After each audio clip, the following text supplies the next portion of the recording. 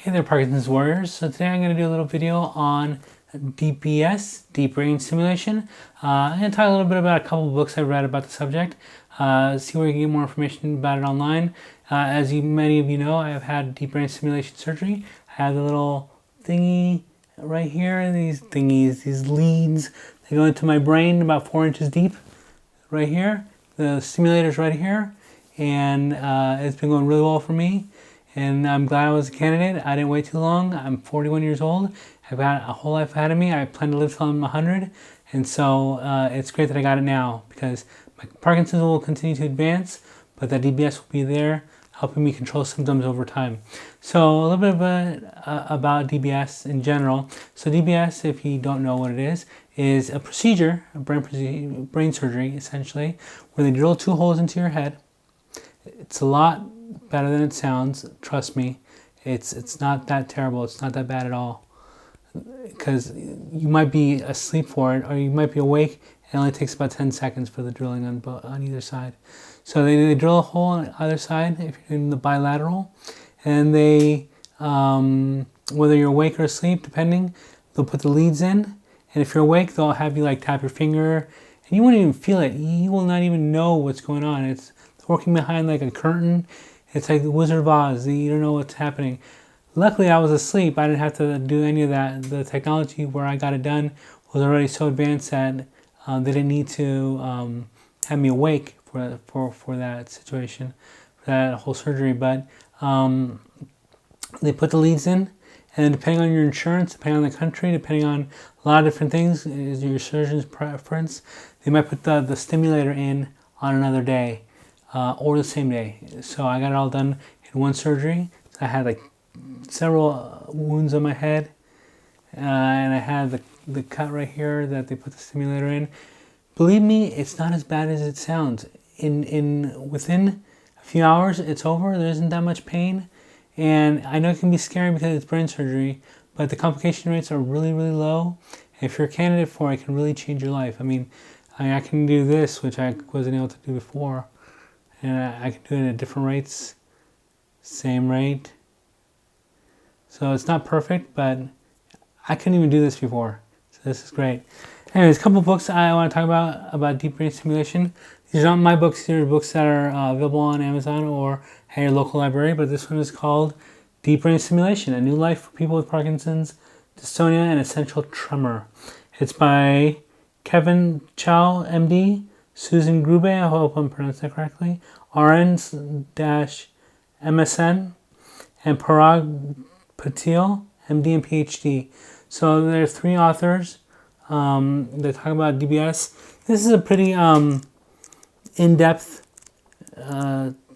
book about DBS. It shows some of the stimulators that you might have access to.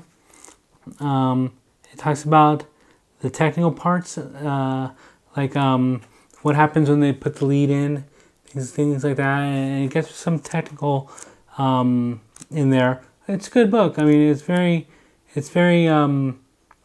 interesting to read if you want to really go in depth and know the technical details of DBS and what happens during surgery and why the DBS seems to work and all those different things. Another book that I liked a little bit more was DBS, A Patient Guide to Deep Brain Stimulation. I'll put that one up there so you can see that one. That one is by, Sierra M. Ferris, PAC, and Monique Garreau, hope I'm saying that right, MD. So this is the back of the book. And this book is a little bit less technical. It's definitely more for patients. Aims more towards patients, and it talks about, what's the procedure like, who's involved, the different surgeons, what your family can do to help you prepare, what your family can do afterwards. It definitely goes into some technical detail as well, so that's good. But overall, I think it's a more approachable book. Neither book is very long. As you can see, they're both kind of 150 pages long or so. So about 150 pages long. So definitely worth looking at and worth getting some information about DBS if you're interested. Also, you can go to the different websites. I know there's Medtronic, that produces one of the most used DBS kits. And that's because they're probably the oldest company that has them. They've been coming out with some new models recently. There's also Abbott, St. Jude. So Abbott is the parent company. They bought St. Jude. St. Jude has the device. They have some new technology out too. And then there's Boston Scientific, which has their own device as well. These are all approved in the United States for STN and GPI. So that's just the location in the brain where they are going to implant it. I have STN. That just helps reduce dyskinesia, helps better with tremor as well. So your neurologist will give you advice on which one is better for you. But that's a quick look at DBS, deep brain stimulation. If you have any questions, please leave them below. I'm happy to answer anything about DBS. Be sure to join our Facebook group, Parkinson's Warriors. The shirt's not yet for sale, but will be soon, I promise. Probably in the new year. And if you like what you're seeing, hit subscribe, hit like, hit comments, hit bell, hit everything. And hopefully I will see you next time. Until next time, never give up. Never.